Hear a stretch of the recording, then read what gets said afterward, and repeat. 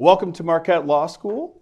My name is Derek Mosley. I'm the director of Marquette University Law School's Lubar Center for Public Policy Research and Civic Education. I am joined as usual by Dr. Charles Franklin, the director of the Marquette Law Poll. And I want to welcome you all here to our On the Issues, the Marquette Law Poll, the nationally ranked most transparent poll in the country by 538. But we're going to start a little bit differently than we have in the past. Generally, when we do the poll, we wait for questions at the end of the presentation and through the slides.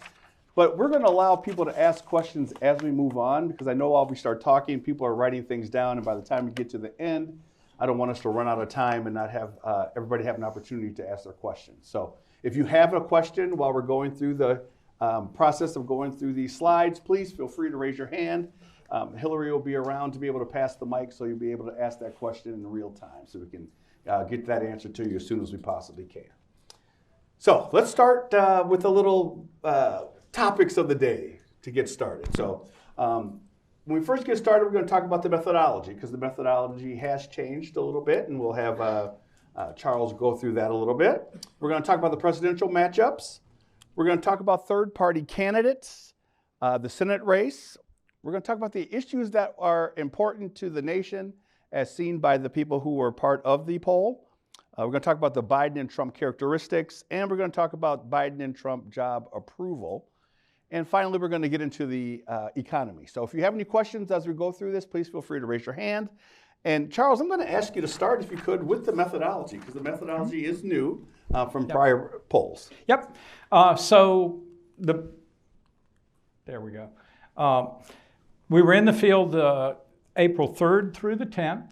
We did 814 registered voter interviews with a margin of error of plus or minus 4.8 percentage points. Of those, 736 are considered likely voters, people who tell us they're absolutely certain they'll vote this fall. And that has a slightly higher margin of error because of smaller sample size of plus or minus 5. The partisan makeup of the poll is 34% Republican, 31 Democrat, 34 Independent.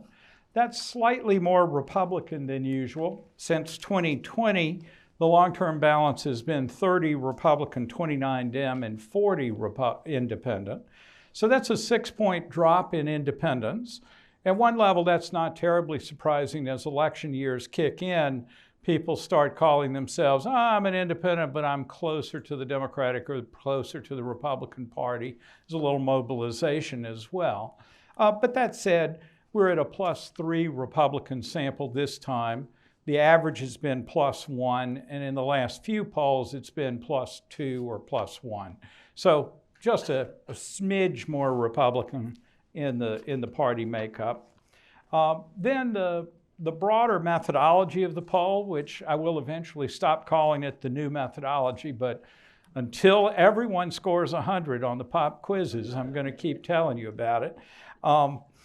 We've shifted from doing all telephone interviews to doing now about 80% are completed online, about 20% are still on the phone. The phone is still with a live interviewer, not a robocall or anything. And we use this, what's in the industry called a hybrid sample. 588 respondents are from the registered voter list for Wisconsin. So these are people that we know to be registered because they're on the voter list. And another, usually about 226 in this particular sample, are from what's called the SSRS opinion panel. SSRS is the company that manages the field work for our surveys. And they have recruited those 226 folks by sampling postal addresses for home delivery, taking a random sample of home addresses, sending literally a U.S. mail letter with a stamp on it, inviting people to do surveys over a year or 2-year period, not just polls for us, but for other things. So this is, at the moment, the sort of sweet spot of political polling and methodology is using the voter list to make sure you have registered voters, but then contacting them by email and text message, inviting them to complete the survey online. It's still random sampling. You can't just volunteer to do the poll, though I got an email from somebody the other day asking if he could be a respondent. I said, luck of the draw. Answer your phone. It might be us. By reaching people at their home addresses, we reach folks that aren't on the registered voter list. We also get through to people that we might not catch other ways. And now with an email on the one hand, but a text message on the other, we have a few more ways to get hold of people. If somebody doesn't respond to the email and the text and the reminder, then we start calling their house. We don't yet show up at their door demanding an interview, but we could. And so as the end of that, we got 653 interviews by online and 161 from phone interviews. So that's the methodology. So we are officially 202 days out from the election. And since we're 202 days out from the election, can we talk about the presidential? So can we start with the Biden-Trump matchup? Sure. Well, first I want credit for actually calculating how many days out we are. That does count election day. So if you don't think election day should count, it's 201. But I think it's 202. And, you know, both parties need to use every day of that period because it's still awfully close. With registered voters, 49% for Biden, 51% for Trump. With likely voters, there we go. Yes, the slide did change. It's still 49-51. Only the title that it's likely voters changed. No difference between registered and likely. Sometimes we see differences, sometimes we don't. At this stage of the campaign, my preference is to focus on registered voters because I think 202 days out, lots of people haven't started really thinking about whether they're going to vote or not, making the decision to commit to voting or not. So I think towards the end of the summer, it's reasonable for us to shift to emphasizing the likely voter results rather than the registered. But I think at this stage, the registered is probably my preferred measure. In this case, you see it made no difference whatsoever in the presidential race. If you look at how that's trended over time, you see it hadn't trended very much, but if anything, there is a slight movement in Trump's direction. Back in late October, the 1st of November, we had Biden up by 2, 50-48. Read from the bottom up for time. Then it was 49-49 tie last time, and this time 49-51. So there's been a slight move in Trump's direction. I would emphasize the margin of error we said at the beginning is 4.8 percentage points. So the amount of change you see here is totally within the margin of error. Let's not get carried away with 1 point smidgen of a difference. All right, so let's go into, likely voters, no difference with the trend over time either. Sorry. You're fine. All right, so we're going to go into, so likely voters have not changed. Yeah. And so can we move on to our Senate race? Let me do the lean first, if you don't mind. Yeah. Could you explain that for us, please? Yeah. We asked 2 questions. The first question is, if the election were held today, would you vote for Joe Biden or Donald Trump, or haven't you decided? So we explicitly invite people to say they haven't decided. That is what I call the unleaned vote. Then, for anybody that says undecided, we follow up with, well, if you had to choose today, who would you vote for? And that's the leaned vote. The results I just showed you are all for the leaned vote. There's a reason for doing that. In 2016, when we had generally not asked the leaned question, because I thought it was useful to know how many people hadn't made up their minds. Late in the contest, according to exit polls at least, late deciding voters broke strongly for Donald Trump. So after that, I decided maybe it'd be good if we had that question. It's not clear which is better, but at least we'd have it. So since then, we've been using leaned vote as our main standard of what the vote is. But it's still useful, as in this, the next chart, to look at the unleaned question just to see how many people are initially undecided. And the big point here is simply that we've been running at 12% undecided, and that's down to 8% this time. Not a huge drop, but a bit of a drop. It doesn't seem to affect the margin hugely, though Trump is up by 3 in the unleaned question. And then the people who say they're undecided actually go to Biden more than Trump, which is why the leaned vote is only a 2-point difference versus a 3-point difference. Obviously not a huge change either way. But I do think it's worthwhile to track that undecided group either way. All right, so we have the Biden-Trump matchup. So how does it look when you add Kennedy, when you add West, when you add Jill Stein? Yeah. It's a 1-point difference instead of a 2-point difference. So net, it doesn't make much difference at all. 40 for Biden, 41 for Trump. Kennedy getting 13%, Stein 3, and Cornel West 2. And if you go to the likely vote, it's still the 1-point margin. Kennedy down a point with likely voters as opposed to just registered voters.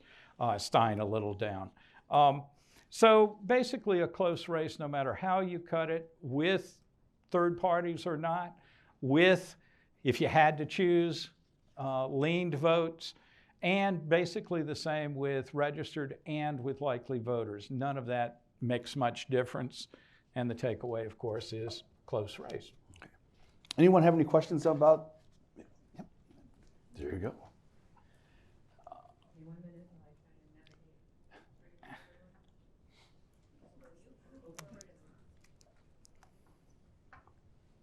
Because there were more Republicans in this sample this year, how much of a difference do you think that made? As much as 1 percentage point difference makes.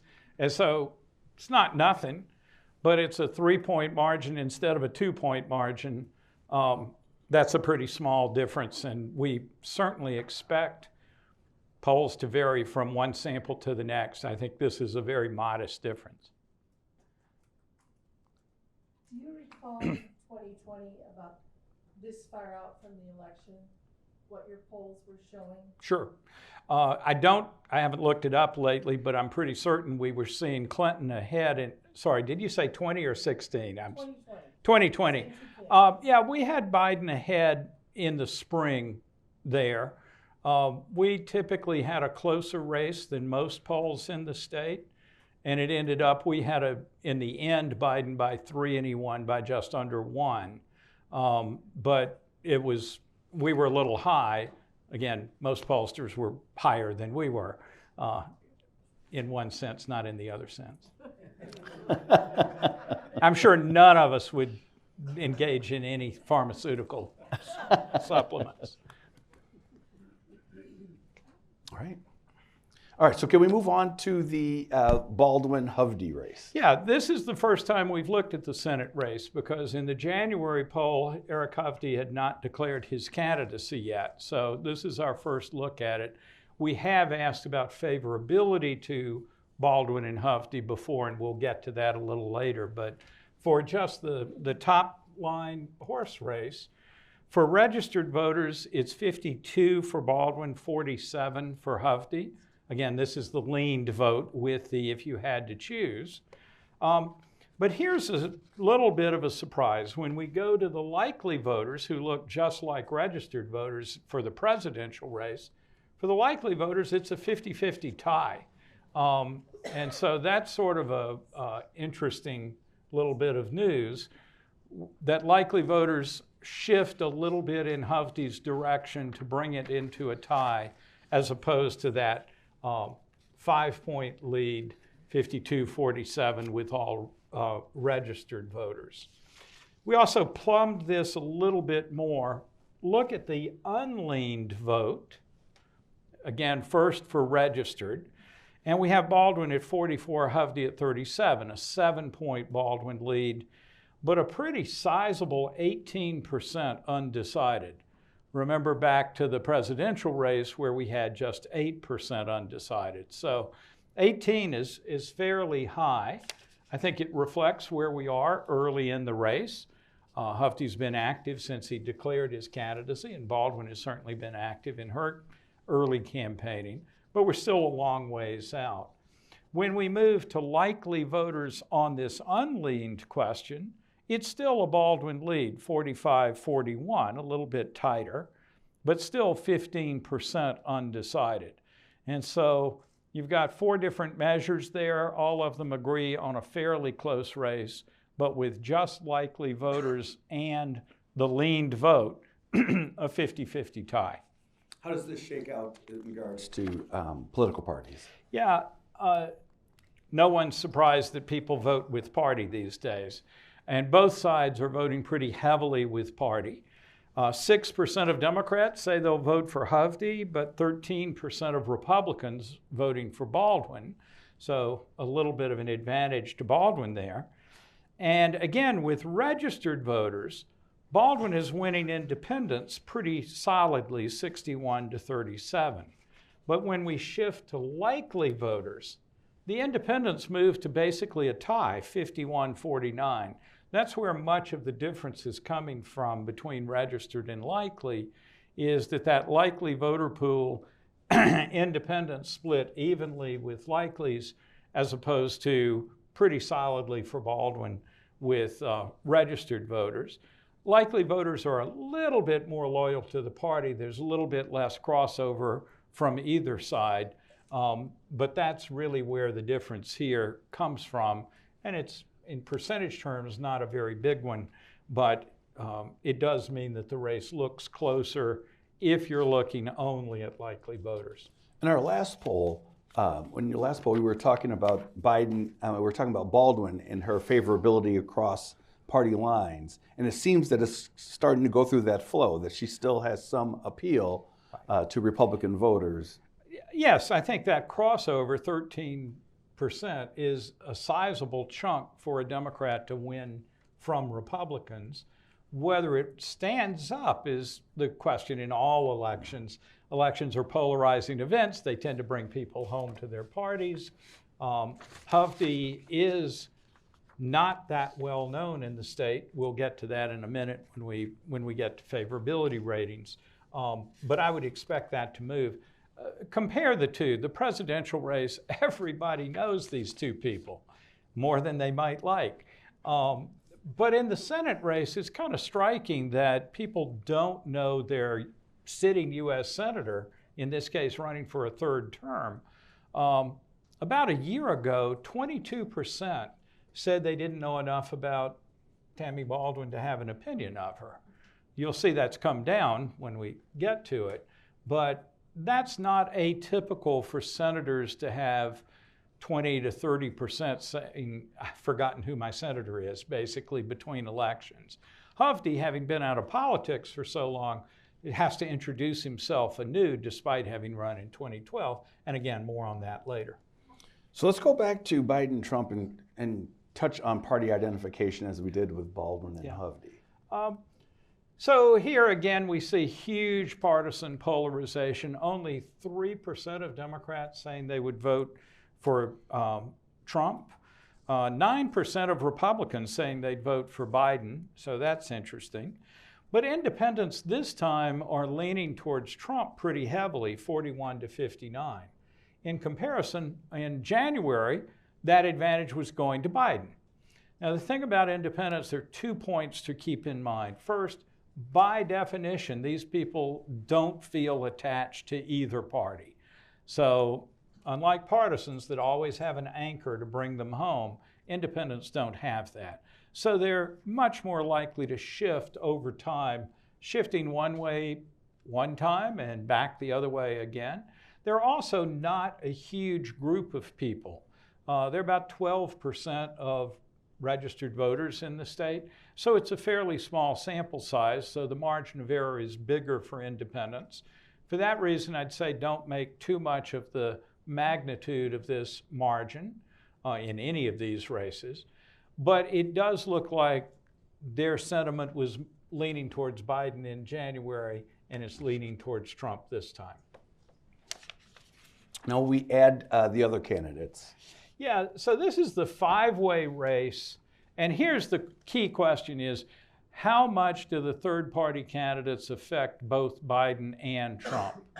And the takeaway here is that Kennedy takes more votes from Republicans than he does from Democrats. Of Republicans in this sample, 13% are voting for Kennedy, and of Democrats, only 8%. So it's not huge, but it's a 5-point difference. There's been a lot of chatter, punditry about who does Kennedy hurt more.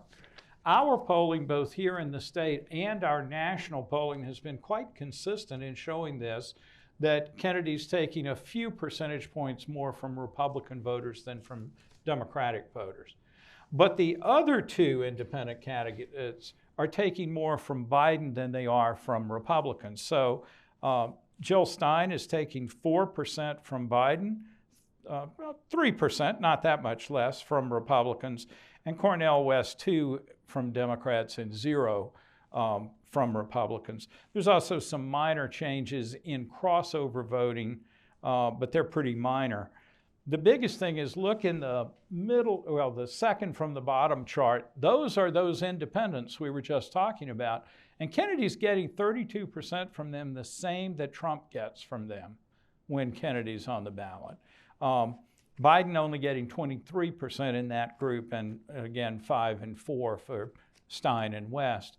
So it's not just what effect Kennedy's having on Biden and Trump, it's also not just taking away from their parties, but taking away from independents that might otherwise choose Biden or Trump if there was no one else to pick. I think that's worth watching.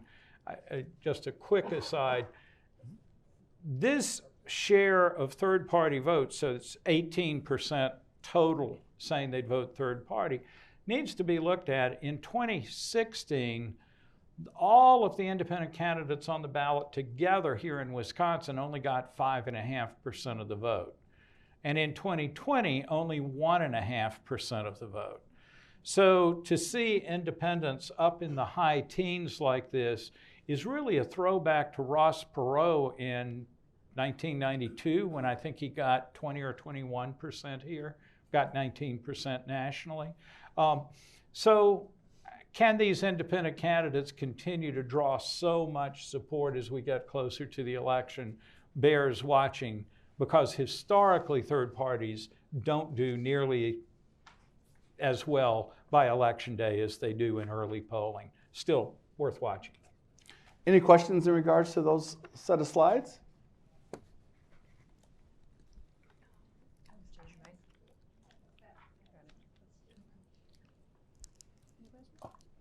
No? All right. Charles, can we move on towards enthusiasm for this election? I don't know. I don't really care. Because we've talked about this a lot lately, about the enthusiasm for this election coming up.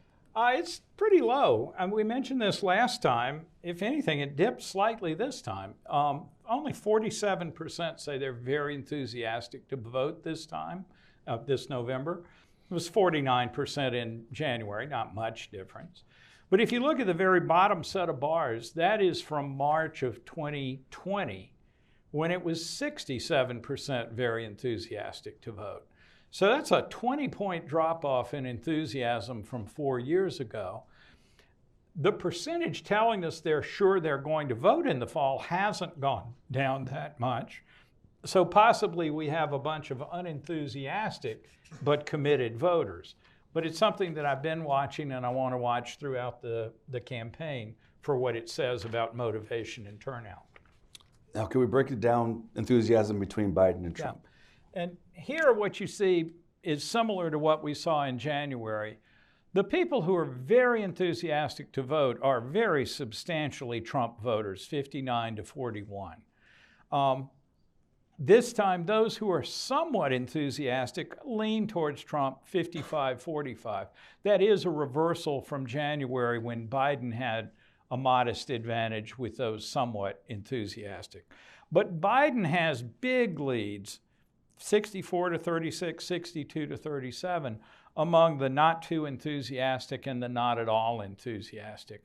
I think this is a pattern we've been seeing for a while, that Biden supporters or would-be supporters aren't super excited about that, but they seem to still prefer him and be likely to vote for him if they vote. And that, again, is what we're watching all year, is does this low enthusiasm translate into a real turnout problem for Democrats?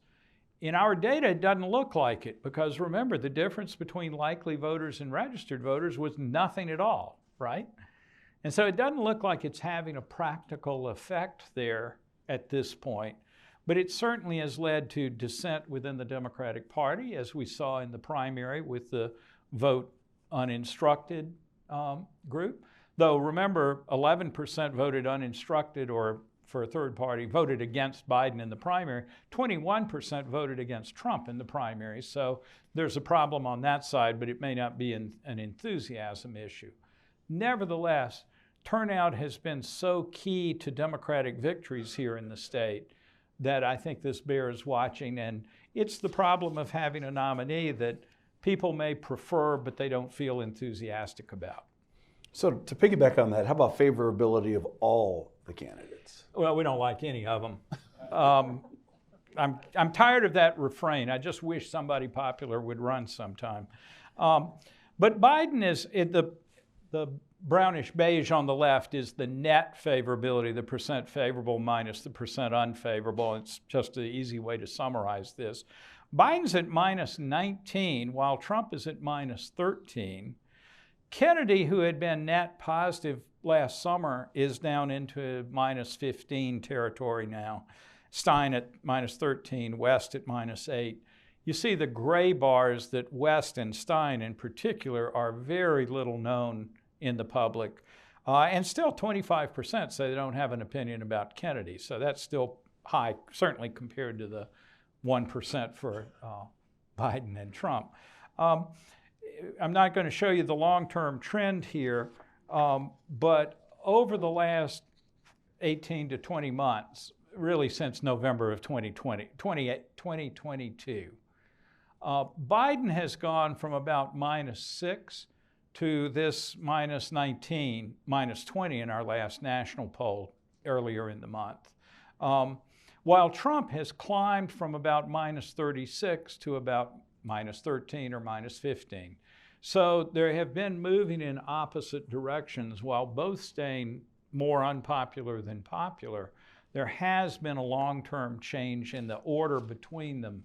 Biden's advantage of being more popular than Trump has reversed in recent months, and you see it here in our data as well. So talking about the favorability, let's talk about the favorability of both of them together. Yes. So this is just combining it. That 2% at the top like both of them. They're just fine and think everything's hunky-dory. The blue bar are people who are favorable to Biden and unfavorable to Trump, 38. The red bar favorable to Trump and unfavorable to Biden, 41. And finally, the 17% in the bottom say they have an unfavorable opinion of both, 17%. The things that have changed here over the last year or so is unfavorable to both had been thinking about being in the 20s in national polling, our national polling, as high as 25%. It does seem to have come down a bit in national and state polls, so now we're at 17. That's still pretty high. For perspective, in 2016, most of our polling through the year showed over 25% unfavorable to both Clinton and unfavorable to Trump. Close to Election Day, that came down to 22 or 23%. In 2020, it was running about 12% unfavorable to both. And so this year looks between those two examples of it's lower than 16, but it's higher than 2020. The other thing to mention is just in the past, slightly more people were favorable to Biden and unfavorable to Trump than vice versa. What you see now is in line with that trend in favorability is now 3.3% more people are unfavorable to Biden and favorable to Trump than the other way around. And before we go into Senate favorability, does anybody have any questions in regards to the favorability portion? We're going to get the microphone, Shell. 1 second. Did you find me? Yeah, we're going to get the microphone. Oh. At this time,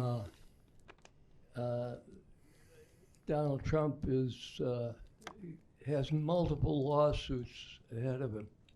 He's in court now. There will be decisions before voting days. Any of us could have an idea of how that might turn out. What do your instincts tell you that the meaning of the courts what influence will it have on voters? Are there voters, maybe I'm asking, who will be unchanged if Donald Trump is sentenced to jail? Yeah, so the first thing is every political scientist has a hidden historian inside. And we look to history to say what happened last time some similar event took place. We haven't had a similar event, and so we don't have that crutch of history to tell us how it turned out before. I think the closest analogies I can point to are the big scandals like Watergate, which did change a lot of people's opinions, but the Bill Clinton-Monica Lewinsky scandal didn't change a lot of opinions. And then we get to more recently, 2 impeachments of Donald Trump, where at least the first one, we actually did extra polling to be able to capture how opinion was shifted by that first impeachment. Didn't change at all. And so I would not overstate how big an impact the various legal proceedings have, simply because in the closest analogy we've had, and again, for both Clinton as an example and for Trump, we didn't see the kind of big movement that you might have I would have naively assumed at one point would be the case.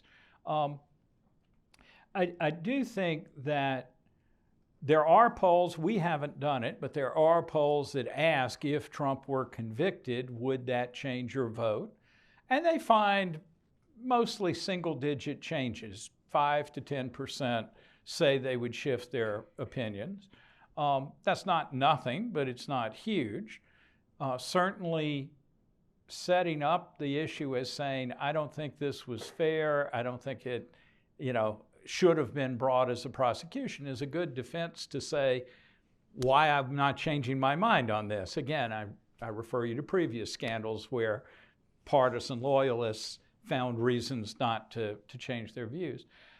There is the other issue that I haven't seen anybody ask a question on, and that is, what if Trump were not convicted? What if he was exonerated in one of his cases? How would that change people's minds? So all of these are unknowns and unknowables until we actually get the event itself. Well, do you think it would impact? It's hard to believe it wouldn't, but I think that the strong arguments that are made on reinforcing your partisanship, that your person is being attacked unfairly, means that people have lots of reasons to believe their person didn't do anything wrong. I'm not saying zero impact, and in fact, when we ask about January 6th or about the classified documents case, we haven't asked about this current New York case, we find pretty sizable percentages that say Trump did something illegal. Another sizable group say it was wrong but not illegal. And somewhere between a quarter and a third who said he did nothing wrong, depending on which survey and which question we're asking. And there are big partisan differences there. But it's still 15 to 20% of Republicans that say Trump's behavior around January 6th was something illegal.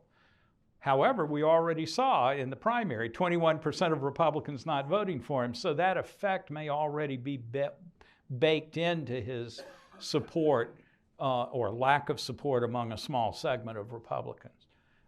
Still, let the event happen and then we'll find out. We're going to move on real quick. We'll come back. We're going to come back. We're going to move on to catch the favorability for the Senate race. Sure. Here we go. Baldwin is +5 and Hovde is -5. Baldwin's 47 favorable, 42 unfavorable. 11% say they didn't know enough to have an opinion of her. With Hovde, it's 19 favorable, 24 unfavorable, but 56% who don't have an opinion of him. These have changed a little bit over time, so I want to tick through them. Baldwin's at +5 this month, but was at -3 in January and had been at +3 in June of last summer. So she's flipped back and forth a little bit between slightly favorable and slightly unfavorable.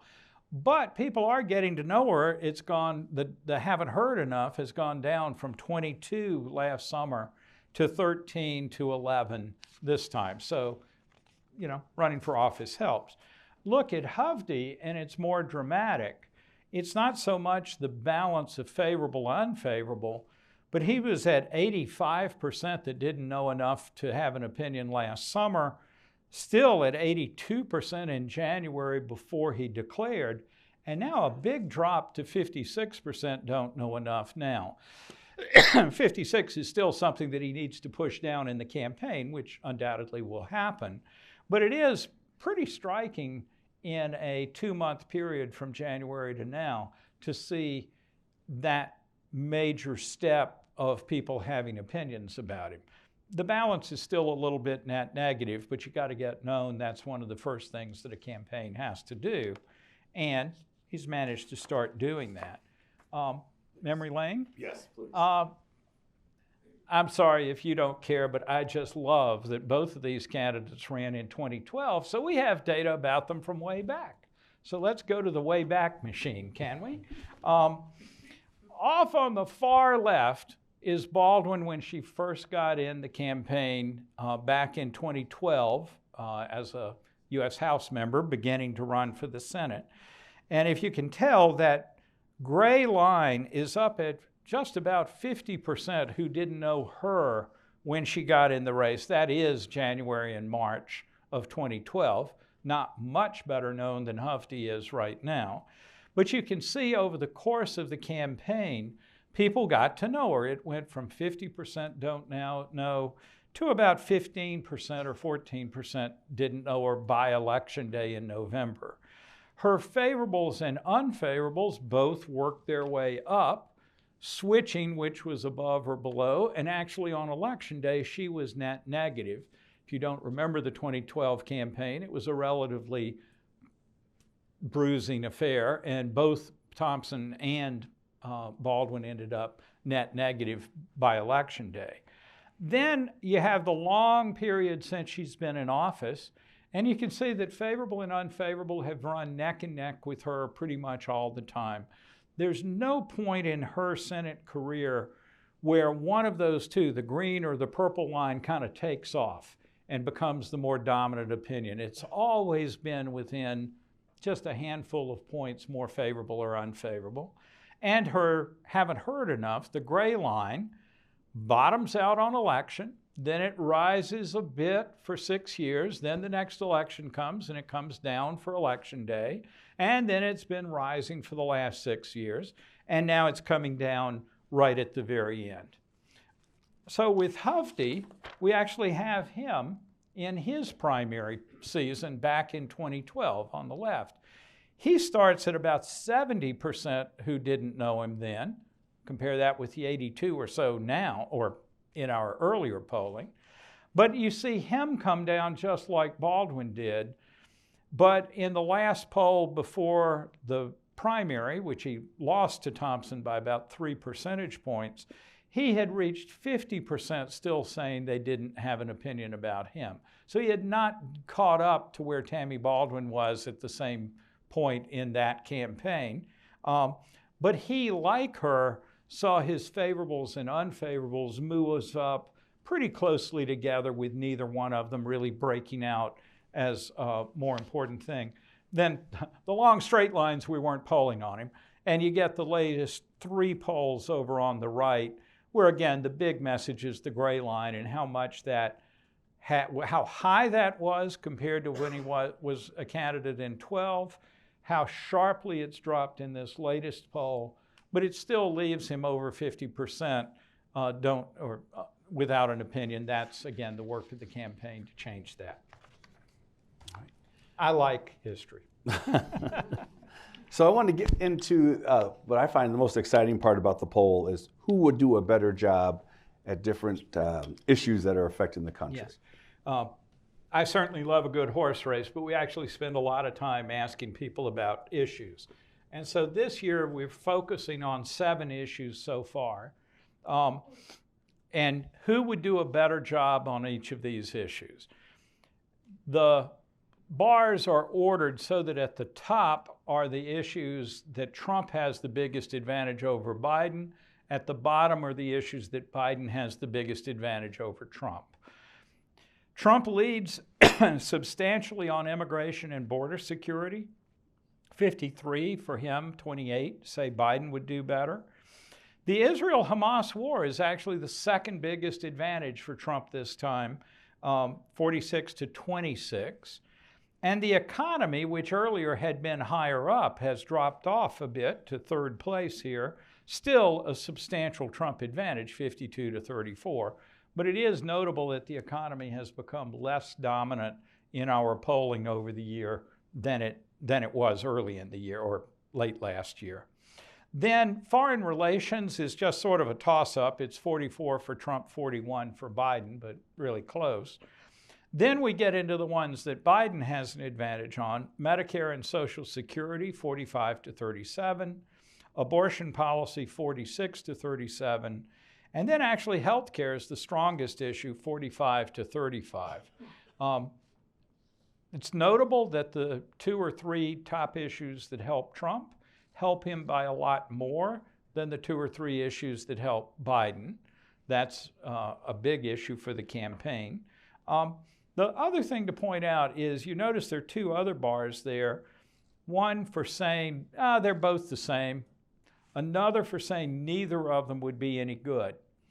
Put those 2 together, and I think you have an interesting pool of people who might change their minds on any of these issues.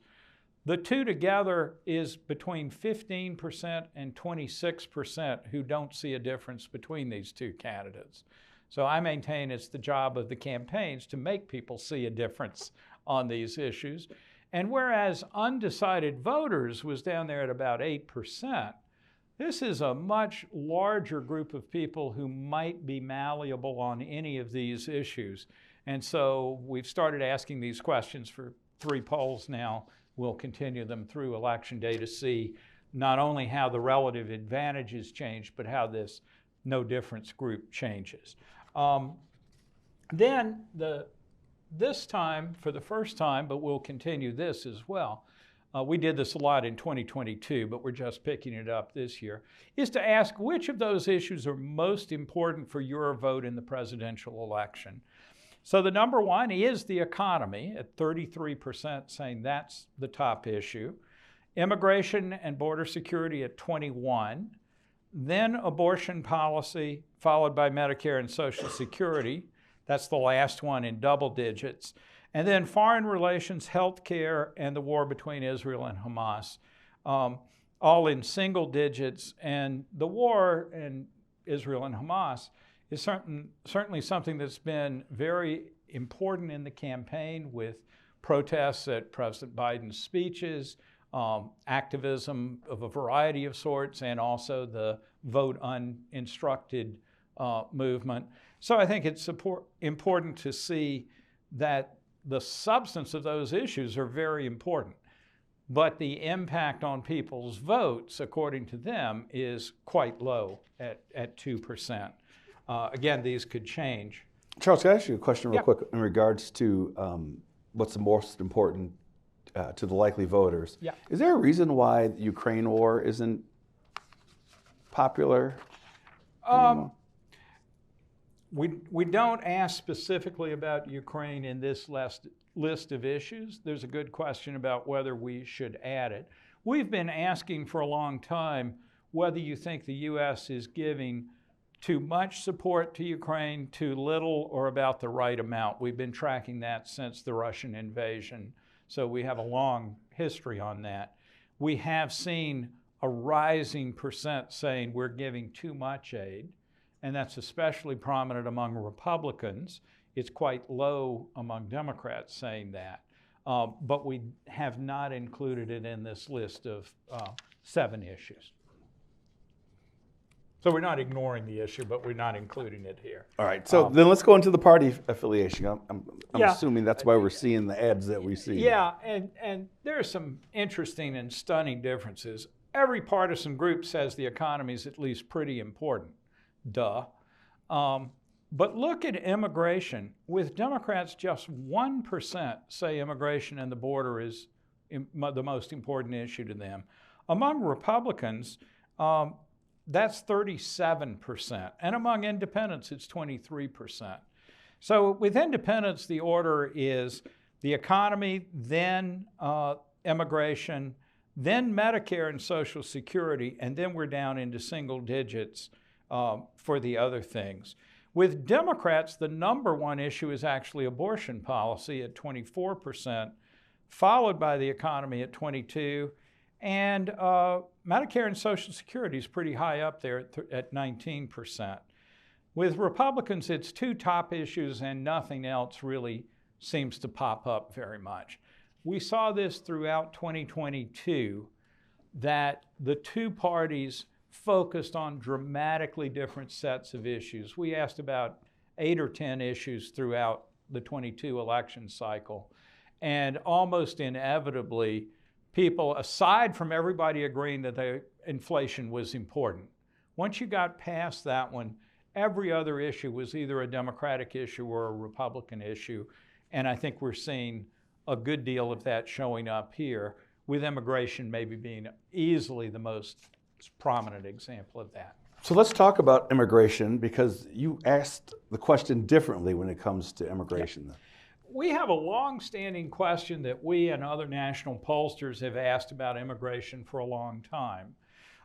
And that is, what do you think we should do about undocumented workers in the U.S.? Notice the word workers as part of that question. Should they be allowed to stay in the U.S. and eventually apply for citizenship? That's the green bars here. Should they be allowed to stay, but only as temporary guest workers? Or should they be required to leave their jobs and leave the U.S.? Okay? And what we had seen for a long time was that there was fairly high support for that first option, stay in your jobs and eventually a path to citizenship, but with a sizable minority saying they should be required to leave the country. That has shifted a fair bit. Excuse me. Got to cheat and look at the next slide. That's shifted a bit, but if we go back to 2020 and 2022, the percent saying they should be required to leave the country was around 15%, not 30%. So there's been a sizable change here, even though a larger share, not quite half at 49%, still favor those people being allowed to stay and apply for citizenship eventually. Well, the political rhetoric has changed this year with Donald Trump's simple statement that he would like to deport all immigrants in the U.S. illegally. And he's talked extensively about that in his campaign rallies. So we just asked the straight up question, would you favor or oppose the deportation of immigrants in the U.S. illegally? And there, 56% of favor that deportation policy, 39% are opposed to it. So this is a striking gap between how these 2 questions are framed. Incidentally, we asked the workers question early in the survey and the deportation question late in the survey, so they were well separated by a bunch of other questions. And I think the main takeaway here is the framing matters. Maybe it's a matter of people working in the U.S. suggest more of an established residence here. In the current environment, maybe deport immigrants who are here illegally. Maybe sounds more like the border, even though we don't say anything about the border in the question. But it does mean, from a political point of view, this is a pretty potent issue, as you saw in the most important problems questions. But it also means how this issue is framed and who are you thinking about when you're thinking about making people leave the country, really is a pregnant political issue. Just briefly, can we touch on Dobbs? Yeah, and we can be real quick. On the Dobbs decision overturning Roe v. Wade, we don't see much change. 62% opposed that, 37 are in favor. That number's bounced around from 30 to 37 in favor and from about 60 to nearly 70 opposed. There hadn't been any obvious trend in it, and the alignments are pretty much what you think they are. What do you mean, opposed to what? Opposed to overturning Roe versus Wade. But we asked for the first time this time about a 15-week national ban on abortion, importantly with the exceptions for life and health of the mother and for cases of rape and incest. That's sort of a proposal that's been bouncing around, but with the explicit mention of those exceptions. 54% say they'd favor that ban or that law. 43% would oppose. There's, again, pretty sharp partisan differences, but independents pretty substantially favor that, not surprisingly. However, there's still a puzzle. Back in January, people around the legislature were talking about introducing a 14-week ban in state law. So we asked about that in January. And there was more opposition than support, 45 favoring the 14-week ban, 48 opposed to it. That question also mentioned exceptions for life and health and rape and incest. So there's very little difference between these two questions except 14 weeks versus 15 weeks, and January versus now, and a state law versus a federal law. So I leave it to the next poll to dive a little further into this, but it does show that this is an issue that could tilt one way or another. In our national polling, where we've asked about 6-week, 12-week, 15-week, 24-week, sort of the hodgepodge of everything, none of them have gotten 50-50, more than 50% support. And the 15-week ban has kind of consistently been the high 40s opposed, the mid 40s in favor, and some don't knows. So maybe this is a little bit of a shifting of opinion. Maybe it's a little different in Wisconsin, but it's worth paying attention to if there's going to be legislation on this. You know, if we could move to job approval, I'm going to move this up a little bit because sure. Healthcare is basically, everybody loves healthcare now. Yeah, we're all good with it. Oh, there we go. So Biden job approval, 40 to 57. That's gone down a little bit over time. He was at 42 and then 41 and now 40. So his job approval is in the low 40s is where he's been since the Afghanistan withdrawal. It hadn't really dipped much below that, but it hadn't risen much at all. I'm going to skip that one and go to Trump job approval. Since he was president before, we can legitimately ask the question, did you approve or do you approve or disapprove of the job Donald Trump did when he was president? And there it's 47 approve, 52 disapprove. So a better balance than Biden is getting currently. I went back and looked it up. In our last October of 2020 poll, just before the election, Trump's job approval while in office was 47-52. So neither up nor down by that measure. His favorability ratings have moved both down and back up since he left office. So there has been movement there. But right now you're seeing some headlines saying, wow, he's much more popular now. His job approval is much higher now than it was when he was in office. there's some selective memory going on there. He was less popular than this during part of his term of office, but towards the end, this is where we had him at least.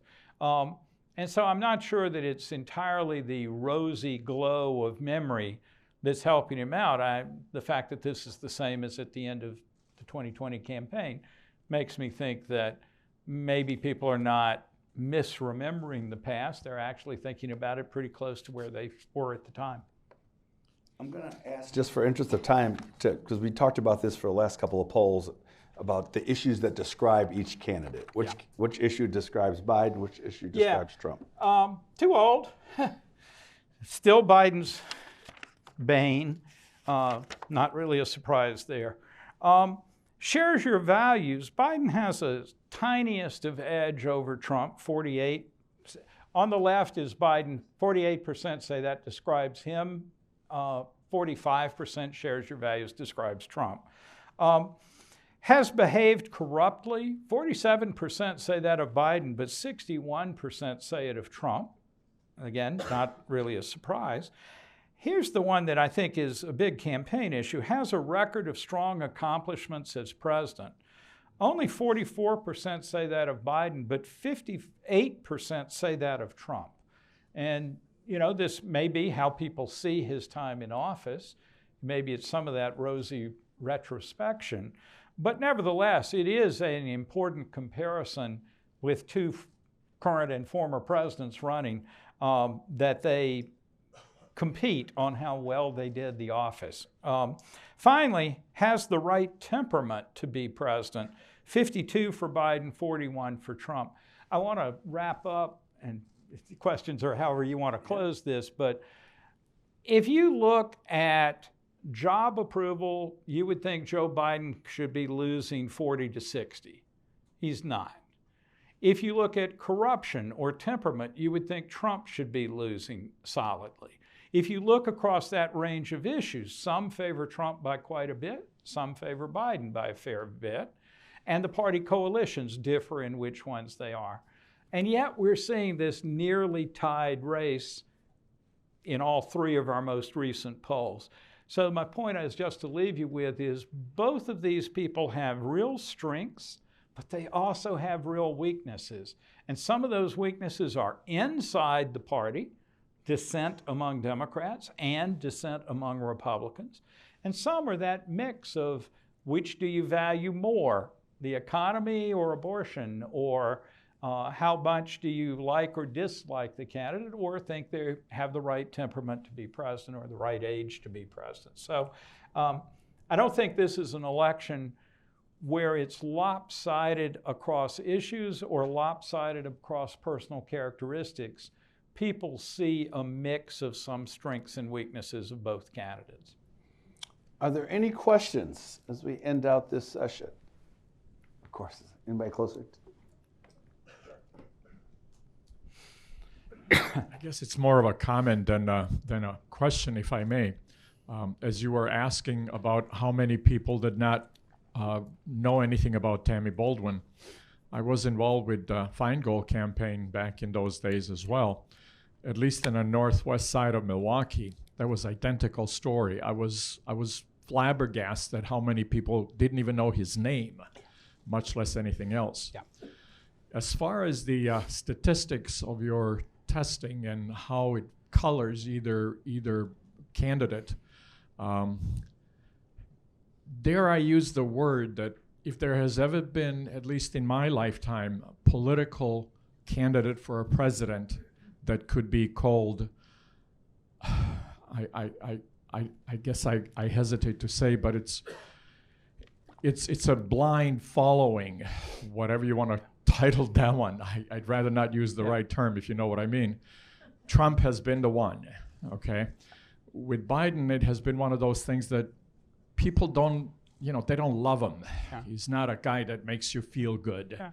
But when you think about it, that's what your best options are. Yeah. Even with the economy. We criticize him for bad economy while we have record low unemployments. And So the stock market These is are doing more good, of statements, and so I'll Right. let you talk to. Dr. Franklin after, but are there any questions that we have? Well, but I will pick up one thing, and I think if you can forgive the analogy, I think we have a marriage of convenience or a marriage of passion. And you see it with enthusiasm that Trump's supporters are incredibly attached to him. They have a real passion there. Biden has had a real problem trying to bring that kind of passion within the Democratic Party, even pre-Israel and Gaza, but now especially he faces this dissenting group within his party. And so I think there are real differences there in the attachment to these two people. So, agreed. That was one of the main question I wanted to ask, is about how much influence the Israeli-Palestinian situation has on Biden. It's hard to measure. Look at those most important problems that we measured. 2% said that was their most important problem. Now, saying it's not your most important problem doesn't mean you don't care about it. But among 18 to 29-year-olds, it's 7%. So that's 3 times or more what the base level is, but it's still 7. It's not 15 or 20. No other group demographically approaches 7% of saying it's the most important issue. It's a great example of how a mobilized group can grab substantial attention for their issue and play kind of a outsized role in the public discussion of the issue or the campaign around that issue. But I could not find a group, including Democrats or very liberal people, who got up to that 7% as most important problem. Again, when you ask what you want done on that, you get plenty of opinions. It's just competing with the other 6 issues. It doesn't rise to the top. Yeah, it does get a lot of coverage because people show up and rally for it and protest about it. And as I said, there's no question that what's going on in Gaza and in Israel more broadly is a big international policy issue. But Americans often have not been predominantly driven in their votes by international affairs. And I think that's showing up in these data as well.